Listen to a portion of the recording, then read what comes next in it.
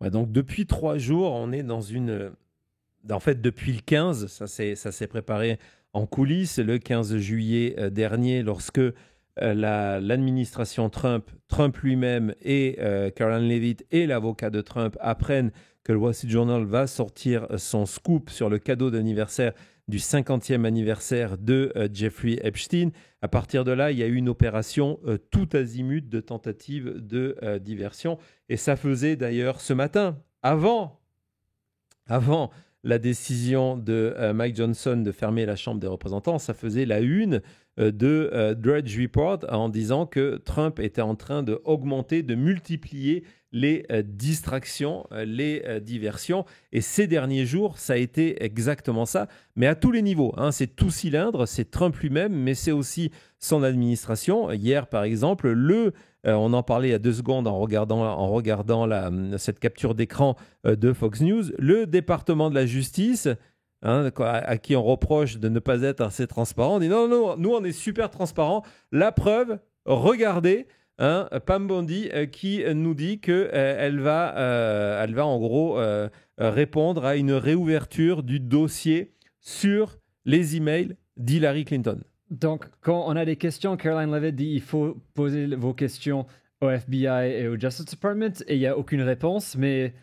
sur les emails d'Hillary Clinton, voilà, ils sont prêts. Sans que personne demande. Moi, un petit peu ce qui se passe aujourd'hui, hein, vous connaissez ces artistes-là qui sont en fin de carrière et qui font la tournée et leur tournée, ils n'ont pas grand-chose à chanter de nouveau. Et donc, ce qu'ils font, ils font la tournée, c'est le best-of, hein, c'est les greatest hits. Ben là, c'est le cas. On sort Clinton, on sort Biden, l'autopen, on sort Obama et on sort tout ce qui est de disponible. Et dans les disponibles, par exemple, hier, Tulsi Gabbard, en coordination avec Pam Bondi, qui du coup n'a jamais été aussi active, elle n'arrête pas de bosser, nous sortent le dossier de Martin Luther King. Donc ça a été hier, voilà. C'est encore évidemment une stratégie de diversion pour dire, ben voilà, regardez, on va vous sortir les 230 000 pièces de ce document. Alors je vous rassure, les experts qui ont consulté ont très vite compris de quoi il était question, parce qu'en fait, de ce dossier qui a été présenté hier comme étant « c'est énorme, regardez, on a le dossier Martin Luther King », on voit que dans la réalité, il n'y avait rien de nouveau, que c'était du recyclage de choses qui étaient des documents qui étaient déjà publics, hein, que la quasi-totalité, il n'y a rien de nouveau. David Garrow, qui a gagné un prix Pulitzer pour avoir raconté justement la biographie et tout ce que le FBI avait fait contre Martin Luther King, dit qu'il n'y a rien. Mais le pire, c'est la fille du Dr. King, Berenice King, qui est en charge de la fondation King, Berenice King, qui, elle, a publié cette photo, ce tweet complètement sauvage, en expliquant « Ok, maintenant que vous avez fait le MLK Files, faites le Epstein, faites le dossier Epstein. » Donc on voit que toutes leurs tentatives, l'une après les autres, de parler d'autres choses, n'intéressent pas l'Amérique et que personne ne tombe dans leur piège. Et ça doit être un choc monumental pour eux parce que justement, ce qu'il faut que vous compreniez, et ici on l'a chroniqué émission après émission pendant la campagne, c'est que d'habitude ça marche. Et ce qui évidemment nous rend fous lorsqu'on décrypte et qu'on voit les grosses ficelles, apparemment les grosses ficelles, la presse américaine ne les voyait pas. L'opinion publique ne les voyait pas. Les MAGA ne les voyaient pas. Mais cette fois-ci, tout le monde les voit. Et 2 minutes après sortir un nouvel écran de fumée, une nouvelle diversion, tout le monde dit « Attendez les gars, c'est n'importe quoi. Vous sortez ça parce que vous ne voulez pas qu'on parle d'autre chose. » Il y a ce très bon mème d'ailleurs que je voulais vous montrer justement sur ce sujet qui dit voilà, regardez, face à ça, il y a toutes les excuses de Donald Trump. On va aller voir toutes ces tentatives de diversion. Et en fait, l'Amérique, elle est laser focus, donc concentrée laser sur les nouvelles sur le dossier Epstein. Et ce dessin-là, ce mème, on a parlé très souvent de l'importance des mèmes en termes de communication politique. C'est exactement ce qui est en train de se passer. C'est que, pour l'instant, Donald Trump n'a pas trouvé l'objet brillant à secouer pour que les gens détournent leur intention. Le problème aussi, c'est qu'en sortant des trucs classés, en disant voilà, on va vous sortir un dossier, ils n'arrivent pas à faire diversion parce qu'on veut un dossier. Donc leur diversion est trop liée déjà à la chose à laquelle tout le monde veut. Si peut-être ils avaient tenté, je ne donne pas des conseils, mais si peut-être ils avaient tenté de dire à la place de sortir des dossiers qui est trop similaire à ce qu'on veut, on fait vraiment une diversion complète, on va voir, par exemple, oui, changer le nom d'une équipe de foot, c'est quelque chose de complètement différent. Mais même ça, c'est tellement fou et ça sort de tellement loin qu'on voit tout de suite ce que c'est comme diversion. Alors, il y a une autre diversion qui a été utilisée, on en a déjà parlé, c'est tout ce qui est au niveau de Obama. On va en reparler encore 2 secondes. Déjà, pour vous montrer que ce qualificatif de crime du siècle, Trump essaye de le pousser jour après jour sur Truth Social. Il y a de multiples tweets de Trump, de tweets de posts sur Truth Social. Crime du siècle, le premier, Thomas, le premier, crime du siècle, là, hop, à côté de Drudge. À côté de Drudge, le premier, voilà. Très bien. Donc, en expliquant que c'est lui-même, qu'il y a des preuves irréfutables sur le sujet, et que maintenant, non seulement, et c'est là que je vous dis qu'il y a une préparation du terrain, c'était hier, à se dire il faut arrêter Obama, c'est de dire que non seulement c'est un crime passé, mais qu'au-delà de ça, c'est une menace, threat, pour notre pays. Et le problème, c'est que, et c'est là le problème de Trump, c'est que même lorsqu'on va voir, pas tous, il y a, pour être tout à fait honnête, lorsqu'on passe du temps dans les commentaires de ses posts sur Truth Social, il y a une partie de sa base qui est ravie de l'opportunité.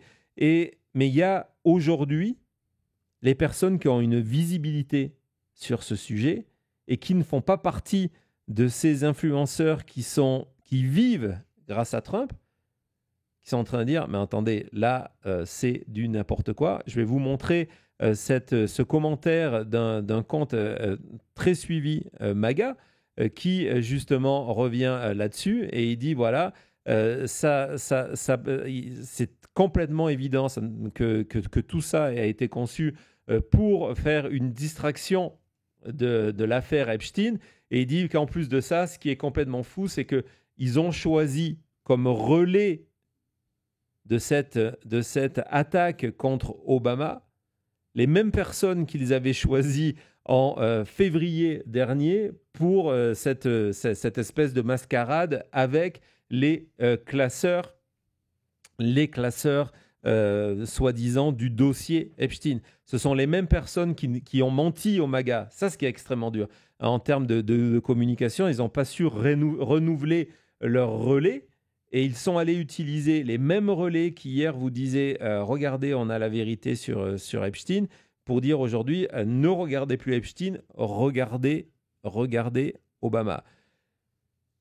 Dans la même idée, Mike Johnson, encore lui, qui est vraiment l'homme à servir de Donald Trump.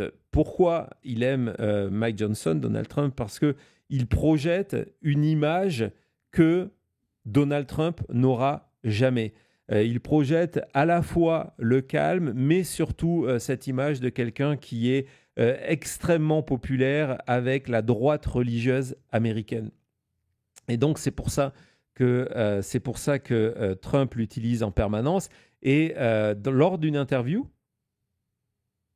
Johnson, encore une fois dans cette volonté de faire cette diversion, a expliqué qu'il envisageait de convoquer Obama devant le Congrès, devant la Chambre des représentants. Vas-y, Thomas.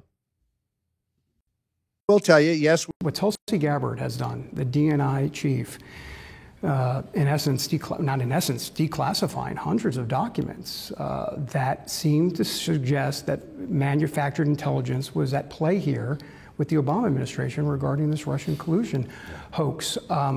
I've heard Stephen Miller call it a seditious conspiracy. I've heard Tulsi Gabbard call it a treasonous conspiracy. You're a constitutional guy. What do you see in this exactly? How do you term it?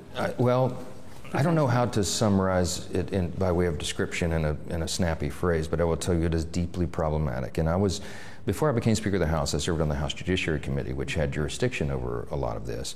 And we knew what was happening. We knew intuitively, and we were gathering the evidence as we were investigating all of this ourselves. We knew the Russia collusion thing was a hoax. They used it as a basis to attack the president mercilessly. I served on his impeachment defense teams twice. That would be unheard of in history, that a president would be impeached twice on such spurless claims. But in those processes, as we were preparing for those defenses, as we were investigating with our oversight responsibility in judiciary, we recognized that the people who are being called out now were involved in a scheme. We knew that it was a shameless, false set of accusations. And yet, they perpetuated the lie on the American people, and they looked right into the camera and just lied, clearly. And they knew what they were up to the whole time. So there must be accountability for that. Because what it does ultimately, the greatest threat of all this is not just what they've done to President Trump as an individual, it's what they're doing to the institutions, even broader than that. They have diminished the people's faith in our system of justice itself, in the institution of the Department of Justice, in the institution of the FBI. And those are critical functions that are played in a constitutional republic. And so we're in the process of restoring trust and rebuilding the people's belief in our system of justice itself. And it's an extraordinary challenge that was brought about because people were involved in a sinister plot. And so there must be accountability. You say there must be accountability. The DOJ will work on the criminal aspect of this. What's the role of the House here specifically? I mean, people want to see subpoenas. They want to see depositions. They want to see whether it be Brennan, Clapper, potentially the former president of the United States. Are you willing to go down that route? Because a lot of people want to see some of these folks questioned under oath. Of course. Look, I think we have a responsibility to follow the truth where it leads and to do it in an unbiased fashion, to do effectively the opposite of what that other team did. Oula. Donc voilà, à part, au-delà évidemment de ressortir la même propagande et de dire qu'ils font exactement le contraire que ce qu'on leur reproche aujourd'hui. Juste à titre d'information, il dit que oui, on est absolument partant pour convoquer Obama devant le Congrès pour venir répondre aux questions. Juste pour information, apparemment, on ne lui a pas passé le mémo, le Congrès n'a pas le pouvoir de convoquer un président en exercice ou un ancien président. Donc tout ça, c'est encore une fois de l'habillage pour faire de la diversion. Le compte officiel de la Maison-Blanche, avant de rentrer dans celui de Donald Trump, le compte officiel de la Maison-Blanche, lui, fait pareil. On est parti en pleine propagande QAnon en nous expliquant que désormais, voilà, c'est un tweet officiel de la Maison-Blanche en disant ils s'en prennent, ils n'ont pas choisi le bon gars. On dirait une tagline d'un film avec Schwarzenegger ou Stallone. They came after the wrong man. I was the hunted. Now I'm the hunter. J'étais le chassé. Maintenant, je suis le chasseur. Alors encore une fois, il y a des aigles. Encore une fois, il y a des drapeaux américains. Il y a des feux d'artifice. Il y a Donald Trump. On sent qu'il y a des armes sous la. Et on te présente ça comme si c'était, regardez, comme si c'était une citation. Est-ce que Trump a dit ça? Je ne sais pas, mais ce qui est intéressant, c'est que ce thème de « j'étais le chassé, j'étais la proie, j'étais le gibier, maintenant je suis le chasseur », elle est directement, et c'est pour vous dire vers qui s'adressent ces messages-là, elle vient directement de série de drops de Q. QAnon, on en est là, c'est en 2020, je crois, je ne sais plus où est la date, je crois qu'elle est en haut. Le 14 octobre. 14 octobre 2020, ces séries de drops de Q qui expliquent que voilà, regardez, c'est souligné en rouge à chaque fois, le gibier devient le chasseur. Donc on est en plein dans le recyclage parce qu'on sait, on vous avait montré des chiffres que sans le phénomène QAnon, Trump n'aurait pas pu être élu. C'est parce que le mouvement est allé voter massivement pour lui qu'il a réussi à être élu. Donc, on a vu la Maison-Blanche, on a vu la Chambre la Chambre des représentants via le speaker. Il nous reste à aller explorer Donald Trump lui-même. On en parle tout de suite après.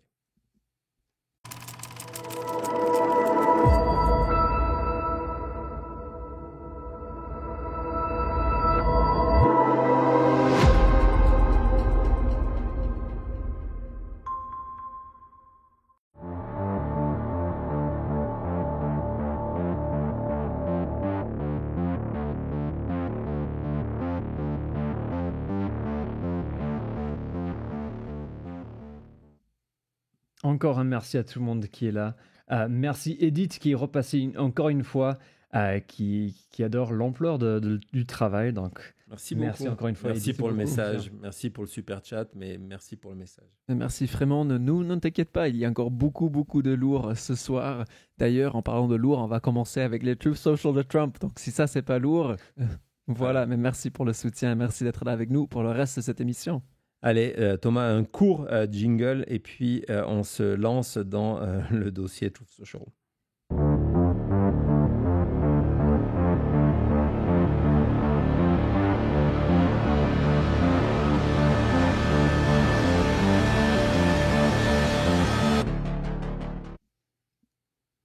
Alors, vous le savez parce qu'on vous les chronique ici jour après jour.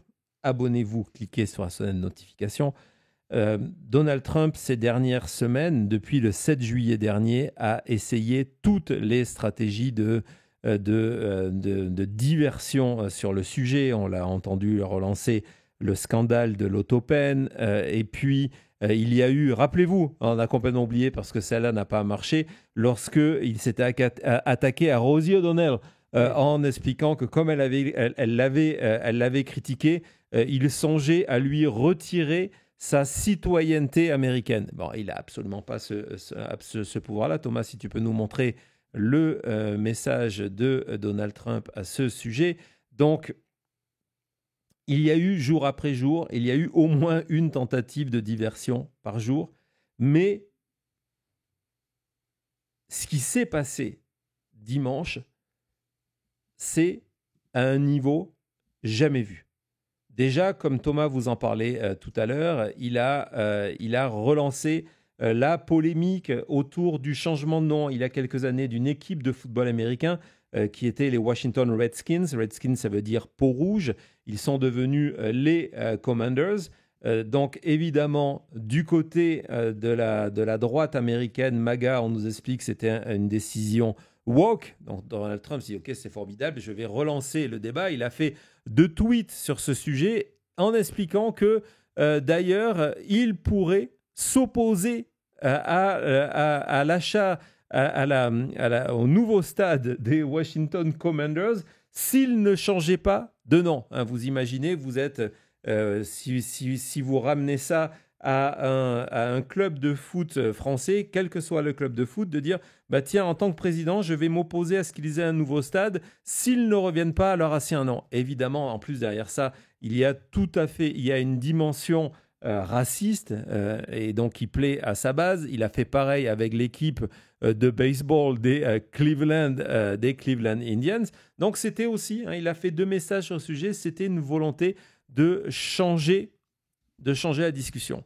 Évidemment, il y a eu aussi tous ces tweets sur Obama, y compris des tweets appelant à l'arrestation d'Obama. On va voir quelques-unes de ces publications. Donc, on voit que vous avez Obama qui est en bas et tout le reste de son cabinet qui est là, qui sont en tenue de prisonnier. Bon, Obama, il n'a pas la même tenue que les autres parce qu'un jour, il a fait cette folie de porter de tan suit, un costume, le vrai scandale. Un costume clair qui a été un scandale pendant des semaines sur Obama, sur Fox News. On va voir qu'il a mis en avant l'arrestation de Obama. Alors ça, c'est cette vidéo, je ne vous l'ai pas sélectionnée, c'est une vidéo 100% QAnon qui vient de Reddit, qui vient de l'équivalent de 4chan aujourd'hui. Donc vous avez Donald Trump qui publie des vidéos. C'est sur sa page, hein, c'est même pas un retweet, parce que souvent l'excuse qu'il Directement, il a faisait, posté. c'était... Pardon ? Il a posté directement. Ouais, il a posté directement. Il a appelé, hein, on est toujours dans les thèmes QAnon, on va voir le troisième, où c'était sur les arrestations qui arrivent. Donc cette fois-ci, il a utilisé un retweet pour dire que tant qu'il n'y aura pas ces arrestations, donc évidemment, on reconnaît le Capitole derrière, donc ce sont tous ces élus corrompus, tant qu'ils ne seront pas menottés, rien ne changera. Président des États-Unis. Et puis, il y a eu l'utilisation encore une fois, de l'intelligence artificielle pour créer cette scène. Donc ça, c'est le tweet. Je voulais encore une fois vous montrer que c'est un tweet posté par Donald Trump. Ce n'est pas un repost de quelque chose d'autre. Thomas, tu peux nous mettre la vidéo pendant qu'on est en train de parler. Je veux vous la montrer pour vous montrer le niveau de crainte de Donald Trump. Lorsque on publie, on va récupérer sur TikTok cette vidéo-là et on publie cette vidéo-là sur son compte en disant voilà, on reprend des citations de démocrates qui dit que personne n'est au-dessus de la loi. Personne n'est au-dessus de la loi. Bah, évidemment, il y en a un qui n'est pas au-dessus de la loi. Du coup, tu peux accélérer. Et donc, regardez cette séquence-là. Regardez cette séquence-là de l'arrestation d'Obama publiée par Donald Trump, avec Obama qui est mis à genoux devant Donald Trump. C'est d'une symbolique et d'une ignomité. Je ne sais même pas si c'est un mot, mais en tout cas, j'en ai plus d'ailleurs. Sans nom. Sans nom. Maintenant, vous avez Obama en prison. Et aujourd'hui, donc ça, c'était il y a 2 jours. Aujourd'hui, je vous rappelle que Donald Trump n'a pas publié de vidéos créées par intelligence artificielle, mais lors de rencontres avec la presse au sein du bureau Oval, a appelé à des conséquences pour Obama en l'accusant de trahison. Je ne sais pas si Cody ou Thomas, quelqu'un veut intervenir sur cette vidéo-là et uniquement sur cette vidéo-là, mais... Oui, je crois que c'est vraiment dangereux ce jeu de toujours jouer qu'il faut arrêter tous les démocrates et tout ça, parce que ça commence quand mon sang, j'ai dit pendant 10 ans, quand une idée est présentée depuis 10 ans, ça devient quelque chose qui entre dans les pensées des MAGA, et la première réponse, c'est oui, on doit les arrêter, on doit les mettre en prison, et aussi il y a cette partie de la population qui arrive de moins en moins à identifier des vidéos qui sont fausses. Donc là, oui, certes, c'est une vidéo où je crois que la plupart des personnes peuvent comprendre que c'est pas une vraie vidéo, mais quand est-ce qu'on aura des vidéos d'un élu que personne ne connaît qui est soi-disant arrêté, et les gens vont utiliser ça comme info? Et je crois que c'est un chemin qui est très difficile à suivre pour le pays et très dangereux pour nous. Et donc, c'est un thème qui vient directement de chez QAnon, mais qu'on retrouve désormais au Canada et en France. C'est quelque chose que vous allez entendre. Vous avez sûrement entendu cette expression, si vous êtes au Québec, de « les arrestations s'en viennent ». On a cette idée-là de dire on va faire payer le Deep State, cette élite qui, en plus de ça, est pédophile. Et donc, Donald Trump va devenir notre bras armé pour faire ça. Et lorsque vous avez le président des États-Unis qui multiplie ses posts et ses déclarations, au bout d'un moment, c'est comme lorsque vous avez un joueur de poker qui bluffe trop. À un moment, il y a quelqu'un qui va call son bluff. Et donc là, la réalité, c'est quoi la prochaine étape pour Donald Trump ? C'est quoi la prochaine étape pour Donald Trump, surtout quand il va se rendre compte que l'affaire Epstein va continuer à vivre. Et dans cet ouragan de tentatives de diversion, il y a eu peut-être le Truth Social le plus fou jamais posté par Donald Trump. Quand j'ai vu passer des infos dessus, je suis allé immédiatement me connecter sur Truth Social parce que je me suis dit, c'est un faux, c'est n'importe quoi. Il y a quelqu'un qui a fait une erreur. Non, personne n'a fait une erreur. On va regarder ce dernier tweet posté par Donald Trump. Regardez, encore une fois, ce n'est pas un faux tweet. C'est une vidéo postée de 3 minutes par Donald Trump dimanche après-midi. Dimanche après-midi, un tweet. On va regarder, Thomas, tu vas la mettre pendant qu'on parle, cette vidéo-là, postée par le président des États-Unis.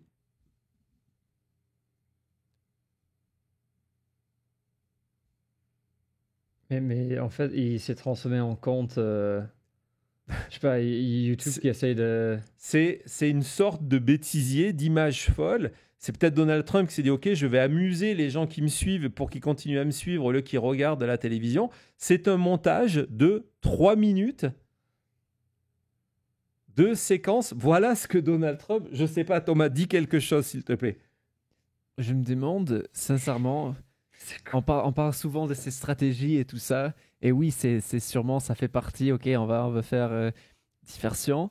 Mais je vois l'image de Trump qui est, tu vois, en mode papy avec son iPad en dimanche et qui voit cette vidéo et qui se dit, bah, tu sais quoi, c'est extraordinaire, je dois partager ça.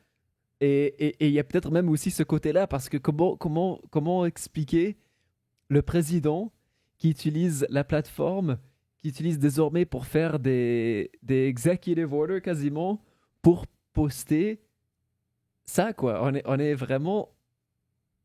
Voilà, on n'est plus dans la réalité, quoi. C'est fou.